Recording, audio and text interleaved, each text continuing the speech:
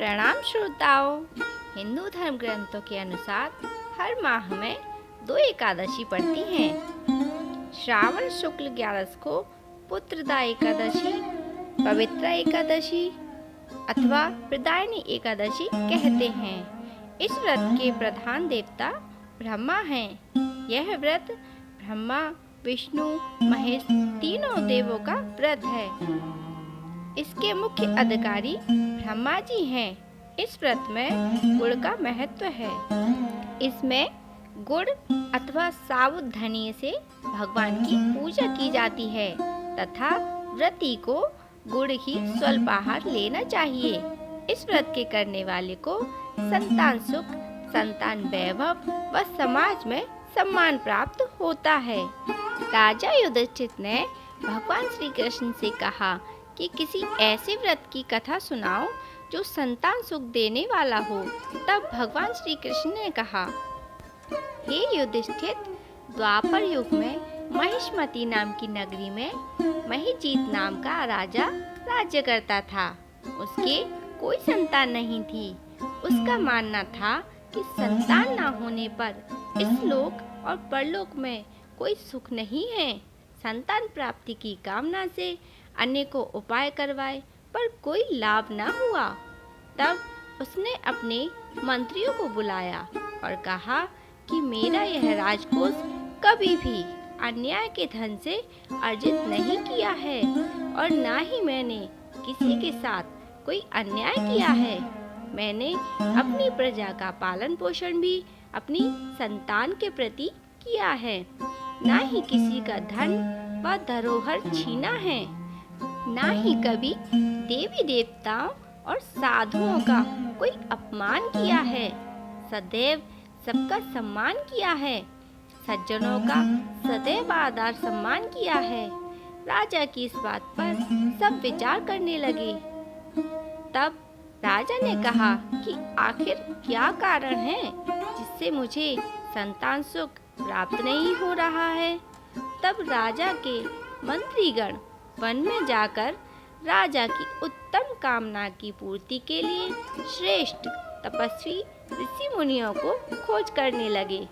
तभी वन में कई श्रेष्ठ तपस्वी ऋषि मुनि मिले, जिनके दर्शन करके उन्होंने राजा की समस्या का उपाय पूछा और तब उन्हें एक आश्रम में श्रेष्ठतम तेजस्वी तपस्या में लीन महाव्रत धर्म के ज्ञाता महात्मा लोमश ऋषि मिले।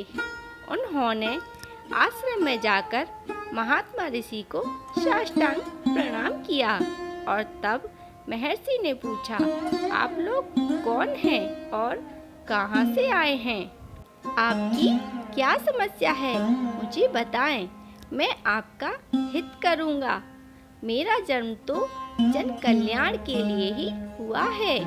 ऋषि की यह सब बातें सुनकर राजा के मंत्रियों ने कहा कि हे धर्म के ज्ञाता, आप तो हमारी बात जानने में ब्रह्मा से भी समर्थ हैं। अतः आप हमारी इस समस्या का निवारण कीजिए। मुनिवर महिष्मती नामक राज्य के राजा को कोई संतान नहीं है। वह संतान सुख से वंचित है, जबकि वह अपनी प्रजा का पालन अपने संतान के समान करता है। वह बहुत ही धर्मात्मा राजा है, फिर भी उन्हें कोई संतान नहीं है। कृपया करके आप इसका कोई उपाय बताएं, जिससे राजा को संतान सुख प्राप्त हो सके। मुनिवर, हम सब उस राजा की प्रजा हैं, अतः हमें भी हमारे राजा के दुख से बहुत दुख होता है। इसलिए हम सब समस्या की खोज में निकले हैं। अतः आप इस संकट का कोई उपाय बताएं।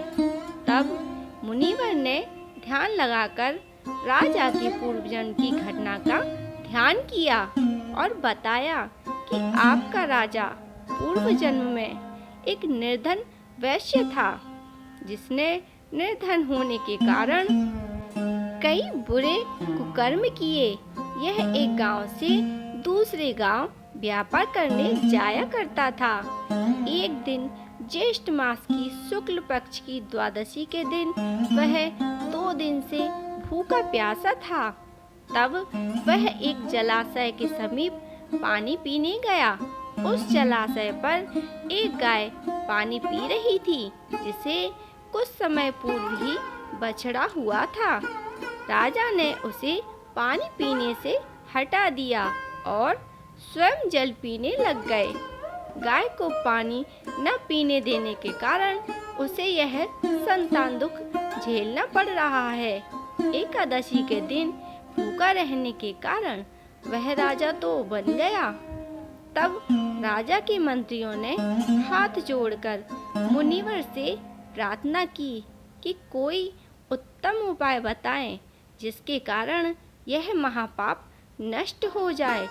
शास्त्रों में तो हर पाप को काटने का उपाय है। अतः मुनिवर ने कहा, श्रावण शुक्ल पक्ष की एकादशी को, जिसे पुत्रदा एकादशी, पवित्र एकादशी भी कहते हैं, आप सब यह व्रत राजा रानी के साथ मिलकर करेंगे तो अवश्य ही राजा का यह पूर्व जन्म का पाप नष्ट हो जाएगा और उन्हें संतान सुख प्राप्त होगा। ऋषि मुनि ने कहा, इस व्रत को बड़े ही भक्ति भाव से करने पर अवश्य ही फल मिलता है। इसमें रात्रि जागरण अति उत्तम फल को देने वाला है। तब वह सब ऋषि को प्रणाम करके वहां से प्रस्थान कर दिए और अपनी नगरी में वापस आ गए। वहां जाकर राजा को सारी बात बताई। तब राजा ने श्रावण मास के शुक्ल पक्ष की एकादशी आने पर अपनी रानी व प्रजा के साथ ऋषि मुनि के कहे अनुसार बड़ी ही श्रद्धा भक्ति के साथ व्रत किया। शीघ्र ही उसे एक उत्तम तेजस्वी पुत्र की प्राप्ति। श्री कृष्ण ने युधिष्ठिर से कहा कि हे युधिष्ठिर, जो मनुष्य संतान सुख की कामना से इस व्रत को पूरी श्रद्धा व भक्ति भाव से करता है, उसकी इच्छा अवश्य ही पूरी होती है।